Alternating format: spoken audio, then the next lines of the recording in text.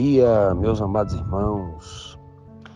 Que a graça, que a paz do nosso Deus maravilhoso e nosso Pai Celestial possa abundar em nossas vidas de maneira que continuemos sempre a crescer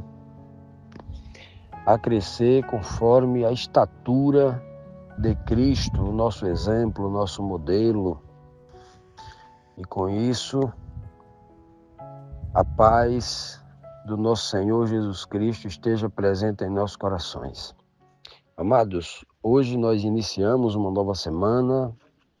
Estamos também com ela iniciando aqui uma nova lição do livro de Isaías, a lição 18, cujo título é O Homem Mais Poderoso, né?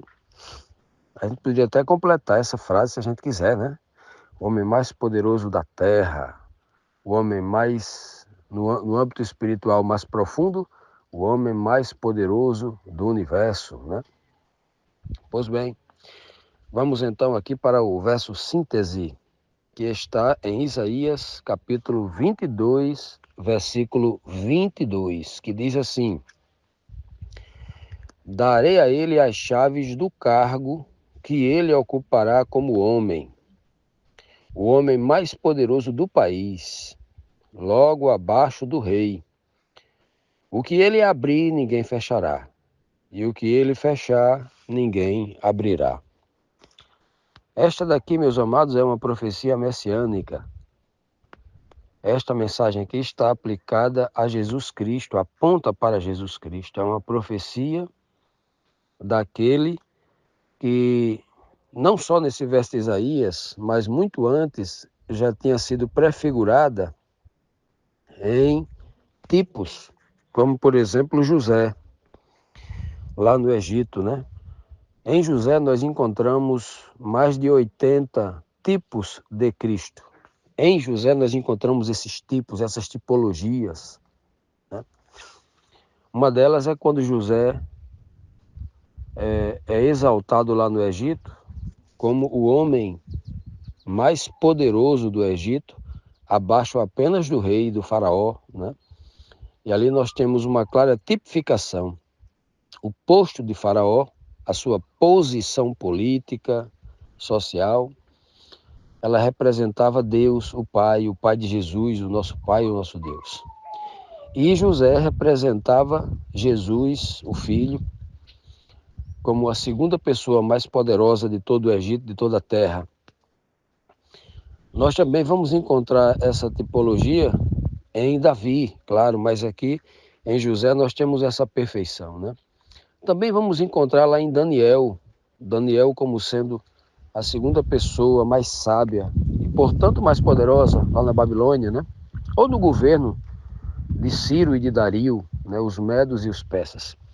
Meus amados, isso daqui é uma verdade tão profunda, tão linda, tão especial, porque ela se harmoniza com toda a Bíblia e se desarmoniza com as teorias inventadas pela teologia, né, do século III, século IV, e repetida este erro por teólogos do século presente. Explico. Aqui está dizendo que este homem é a segunda pessoa mais poderosa do universo, abaixo apenas do rei. Então isso aqui destrói completamente a ideia de que Jesus é um Deus igual ao Pai, né, co-igual com o Pai em todos os sentidos, né? Então nós encontramos aqui uma destruição da mentira da Trindade inventada lá no quarto século, a partir do Concílio de Nicéia, em 325. Essa aqui é uma verdade absoluta, né? Que ela não é um verso isolado aqui no livro de Isaías. Esta verdade, ela vem desde antes de Isaías, como eu expliquei, nas tipologias, né? Como ela continua depois de Isaías, confirmando cada detalhe disso aqui. Então veja que Jesus se torna a pessoa mais poderosa do universo porque o Pai faz isso com ele. Então nós encontramos na Escritura, no Novo Testamento, toda essa confirmação, né? O próprio Jesus vai abrir a boca e vai confessar que tudo o que ele tem tudo que ele é, tudo que ele se tornou, ele recebeu do Pai. É o Pai quem o faz o homem mais poderoso do universo. Deus o exaltou, sobremaneira acima de todo homem, de todo nome. Lhe deu um nome que é acima de todos os homens, né? Olha que coisa linda. E acima dos anjos também, claro. E lhe deu o poder de ter a vida em si mesmo, lhe deu o poder para julgar, lhe deu o poder de sentar no trono com ele, ou seja, tornou governador, o exaltou à condição de soberano, fez ele rei dos reis da terra, e aí por diante. Então, tudo isso lança por terra a velha teoria criada, né, para tentar agradar posições políticas e se adequar ao cristianismo, a ideias pagãs da época, né, para que o cristianismo pudesse ser aceito socialmente, politicamente, criou-se essa doutrina estranha à Bíblia. Essa ideia de que Cristo, o Filho, é coigual com o Pai, é onipotente, onipresente, onisciente como o Pai é. Essa ideia é completamente destruída com versos claríssimos, né?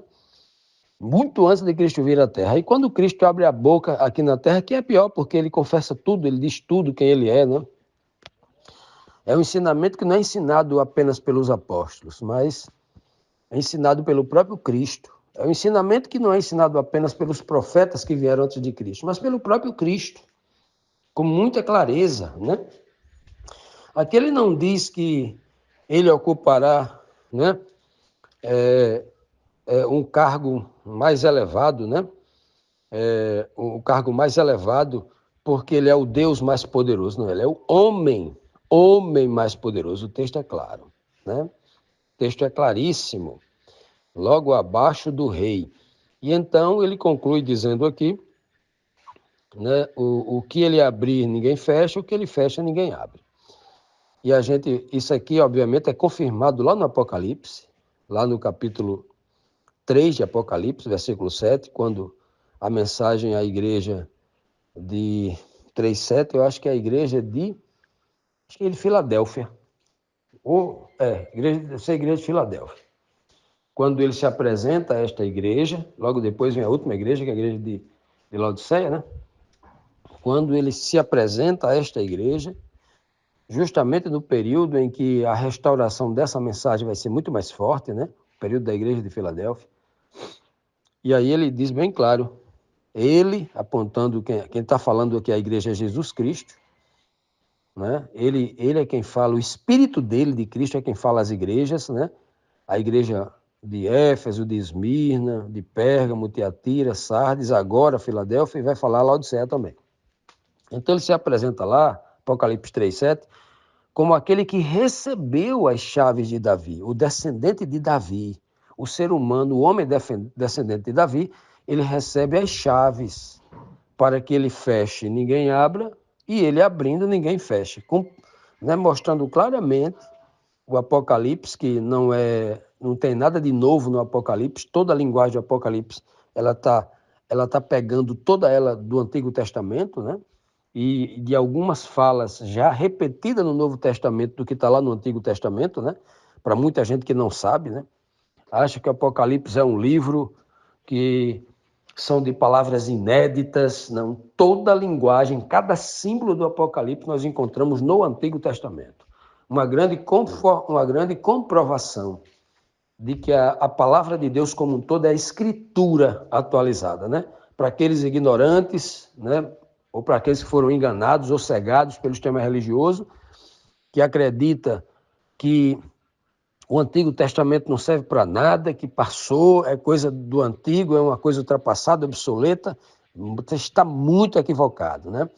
Colocar isso na cabeça do povo, o povo continua ignorando a base, o alicerce de toda a verdade, e por isso que coisas simples como essa não são percebidas, por isso que teorias como a doutrina da Trindade é tão aceita, porque as pessoas anulam os princípios, as bases, os fundamentos da fé, e aí qualquer engano entra com mais facilidade na cabeça do povo. Continuando, meus amados, vamos para a nossa primeira pergunta da lição desta semana, sobre o homem mais poderoso. Vamos aqui para a pergunta 1, que diz assim: qual era a mensagem que Isaías deveria levar a Sebna? Qual é o significado desta mensagem? Isaías 22, versículo 15 e 16 diz assim: o Senhor, o Deus Todo-Poderoso, ordenou que eu fosse falar com Sebna, o administrador do palácio do rei, e lhe dissesse o seguinte: o que é que você está fazendo? Quem disse que você tinha o direito de cavar a sua sepultura na rocha, no lugar mais alto do monte? Que pergunta, olha só, que pergunta Isaías foi fazer a Sebna, né? O homem mais forte do palácio, né? O homem mais forte do palácio lá do rei. Pois bem, meus amados, então, primeiro é que a palavra Sebna, o nome Sebna no hebraico significa, que vem de Sebanias, né? É aquele que é uma abreviação, né, do termo Sebania, que significa aquele que foi exaltado, foi aumentado pelo Senhor. E no primeiro momento você pode dizer assim: ah, então Sebna é uma base aqui do prefixo, já é uma plataforma para que no verso 22 lá na frente a gente encontre, né, a profecia messiânica de o homem mais poderoso do país, né, que seria uma profecia para Cristo. Então Sebna seria esse homem? Não, justamente o contrário. Sebna, aqui, ele compreende aqui a tipologia de outra figura que também foi exaltado pelo Senhor, mas que vai se tornar indigno, como o diabo, como aqueles que chamam de Lúcifer dos céus, né? Que tinha uma posição exaltada e cobiçou ser igual a Deus, né? Então, nós sempre vamos encontrar essa dicotomia nas escrituras sagradas, desde o Antigo Testamento. Uma figura indigna, que quer ser poderosa, que tem status para isso, recebeu dos homens status para isso, quer ser poderosa, mas por meio da usurpação, por meio da falsidade, da mentira, da força, né? Não por meio da humildade, não por meio da submissão ao Senhor, reconhecendo que Ele é quem faz isso, não por meio da desobediência, mas por meio da rebelião. Tudo isso aponta para o diabo, né? E Sebna, no texto aqui, diz que ele era o administrador do palácio do rei, né? E lhe dissesse o seguinte, né? O que é que você está fazendo aqui? Quem foi que disse a você que você tem o direito de cavar a sepultura na rocha? Olha só. Quem foi que disse a você? Aí você pode dizer assim, mas esse texto aqui aponta para Cristo. Aquele que lá no Monte Alto do Calvário, no Monte da Caveira, foi morto lá e logo em seguida o seu corpo foi depositado numa gruta, né, num jardim ali dentro da rocha. A gruta é um buraco feito dentro da rocha, né? E aí, quem foi que disse a você? No lugar mais alto do monte. Olha só. Então, quem é que disse eu subirei as mais altas, né, os mais altos montes, mais alta, né, a altura mais alta, acima das nuvens, e me assentarei à direita de Deus? Quem é que queria cobiçar o lugar de Cristo? Quem é? Né? Quem é que senta à direita de Deus? Não é o Filho? A Bíblia é muito clara em vários textos, mas em Atos 2,33, Cristo, aquele que é exaltado, levado aos céus, senta-se à direita de Deus. Né? Estevão, cheio do Espírito de Deus, vai dizer claramente que viu o Filho do Homem em pé à direita de Deus. Né? Antes de sentar, ele fica em pé, claro. Olha que cena, né? Então, nós temos aqui Sebna como essa contrafação. como essa coisa que vem antes para enganar. Antes de Cristo voltar à terra nas nuvens dos céus com poder e grande glória, né?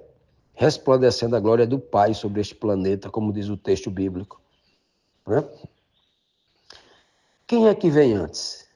Quem é que aplica a contrafação para enganar a terra? Ora, o próprio Cristo disse lá em Mateus 24, 3 vezes, né? 3 vezes. Ele fala claramente, verso 5, acho que o verso 11 e o verso 24. Cuidado que ninguém vos engana. A prevenção, a precaução tônica do capítulo 24 é Cristo, né? Ele vai falar que vai ter guerra, fome, destruição, tal, vai ter tudo isso, né? Peste, doença, tal. Mas a preocupação dele é uma só: engano, vai vir, né? Falsos cristos, falsos profetas, um Cristo dizendo que ele é o próprio Cristo, enganarão a muitos. Se ele disser que está no deserto, não vá para lá. Se ele disser que está no interior da sua casa, no interior do terreno da sua casa, no quintal da sua casa, não saia, né? Ele vai dizer tudo isso, né? Então, sempre nós vamos ter essa ideia da contrafação. Para aqueles que são precipitados, vão misturar tudo aqui e vão confundir o texto bíblico e não perceber estas mensagens preciosas e maravilhosas que o Senhor nos fala. Portanto, aqui no livro de Isaías, no contexto em que nós estudamos na semana passada, em que o Senhor convida o povo todo para se lamentar, chorar e tal, e o povo não quis, vamos festejar e tal, né? Vamos festejar, não quis. Quem é que levou o povo a essa desgraça? Essa figura aqui, olha, que era a pessoa, que era o administrador do palácio, que era uma espécie de conselheiro para o rei, uma pessoa indigna na posição. E ele é um dos grandes responsáveis para que o povo, né, porque um grande líder com a posição que tem Sebna aqui, ele poderia influenciar muito bem o povo para o lado de Deus e dizer, olha, vamos nos lamentar. Você não quer ir não? Eu vou. Vou me vestir aqui de pano de saco e cinza, vou começar a chorar e lamentar porque Deus está mandando pela boca do seu profeta e ele influenciar muita gente a fazer isso, mas ele não faz. Então, por isso que ele é uma figura que ele é questionado aqui. Quem foi que lhe deu autoridade para isso? Quem foi? Você foi exaltado na terra. É uma pergunta de Deus diretamente para os homens, né?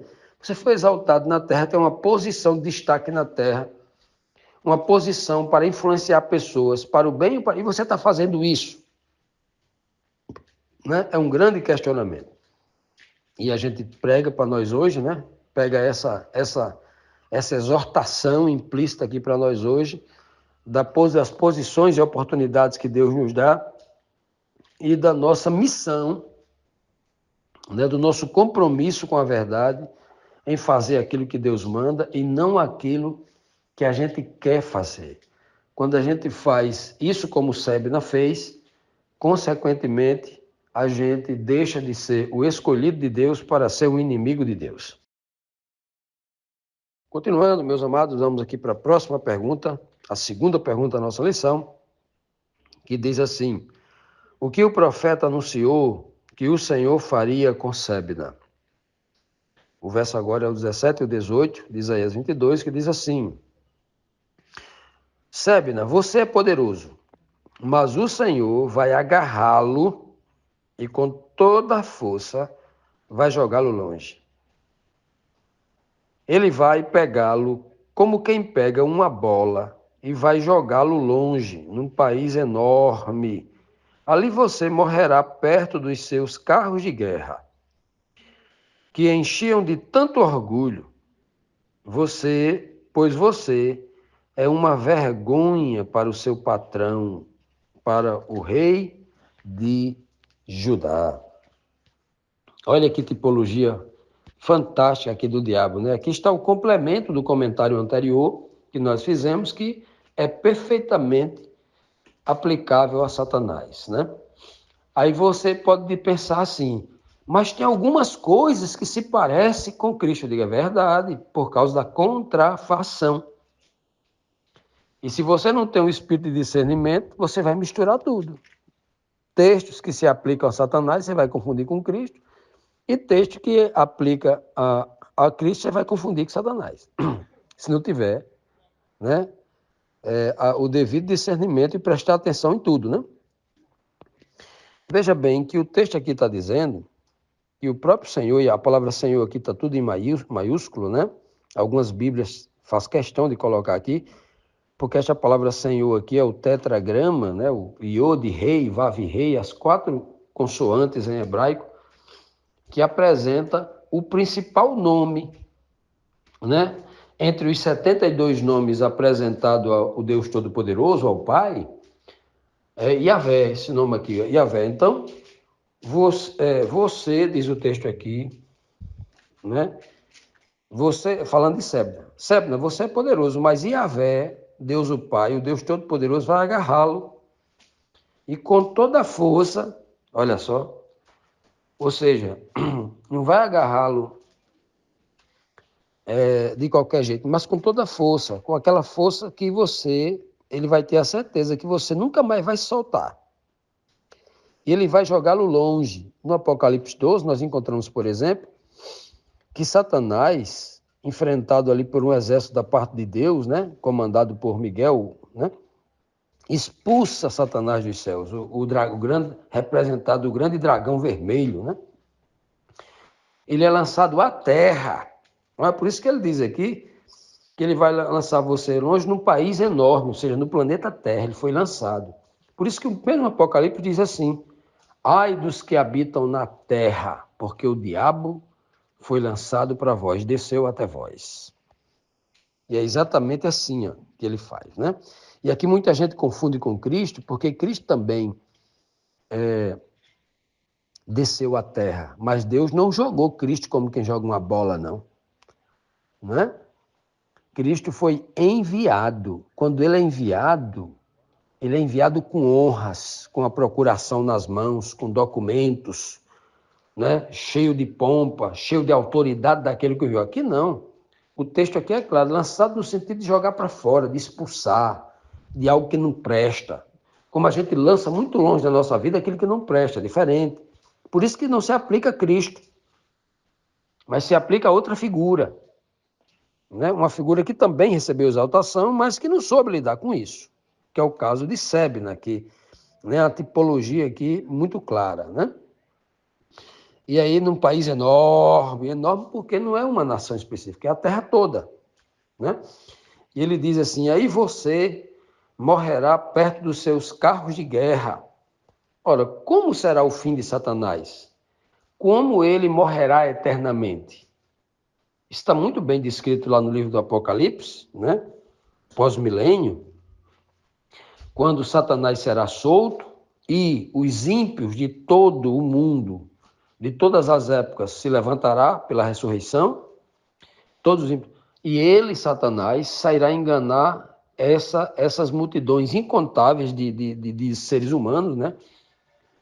Todos os ímpios ressuscitarão, ele sairá enganar as nações, Gog e Magog, e vai induzir, né? Vai alienar a cabeça dessas pessoas, como é o grande papel dele até hoje, né? A alienação, e vai convencê-los a sitiar, a rodear, cercar a cidade santa, o arraial dos santos, para tentar matar. Porque é uma guerra, né? Imagine que ele chamou Gog e Magog, ou seja, chamou para uma guerra. Ele quer atacar a cidade dos santos. E aí o texto diz que desce fogo do céu e queima raiz e ramo, como diz lá Malaquias 4:1, queima Satanás e seus seguidores, né? Todos. Então, por isso que o texto aqui é muito claro em Isaías, mostrando que você morrerá. A palavra morrer é muito clara no hebraico, não é? Não é a palavra morrer da cultura grega, que o cristianismo assimilou, né? Que morre não morre, né? A palavra morrer aqui é clara. Muitas vezes essa palavra aqui vem do termo traduzido para o português como perecer, né? É a palavra que mais aparece no Antigo Testamento, traduzido para o português, é perecer, deixar de existir mesmo. Ou seja, a morte eterna, no seu sentido pleno e absoluto, né? E como diz o outro termo pleno e absoluto, que ele é um fogo consumidor. O fogo de Deus é um fogo consumidor. Mas Santo Agostinho, com as suas filosofias, colocou na cabeça da maioria dos crentes que parece que tem a dificuldade de pensar, né? Que o fogo de Deus que desce do céu para exterminar o pecado, a morte, Satanás, seus anjos e todos os homens ímpios, né? É o fogo consumidor que não consome. É um povo que parece que não entendeu isso.